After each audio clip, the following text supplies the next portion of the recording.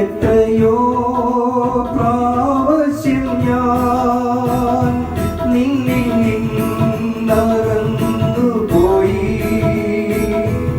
അറിഞ്ഞും അല്ലാതെയും തിന്മകൾ ചെയ്തു പോയി. എങ്കിലും സ്നേഹമതാൽ ഞാനിന്നും ജീവിക്കുന്നു.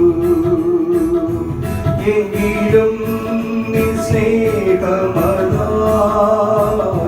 ഞാനിന്നും ജീവിക്കുന്നു. ദൈവനാമത്തിന് മഹത്വമുണ്ടാകട്ടെ.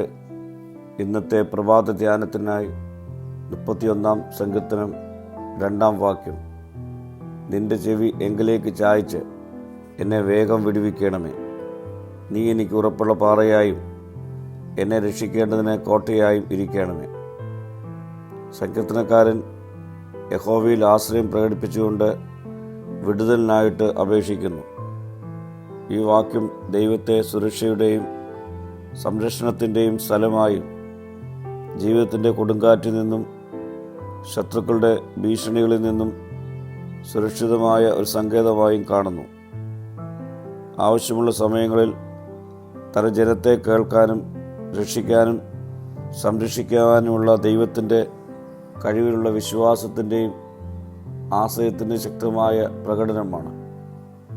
ഇത് വിടുതലിനായുള്ള ഒരു പ്രാർത്ഥനയും അതോടൊപ്പം ദൈവത്തിൻ്റെ അചഞ്ചലമായ ശക്തിയുടെയും സ്ഥിരതയുടെയും പ്രഖ്യാപനം കൂടിയാണ്.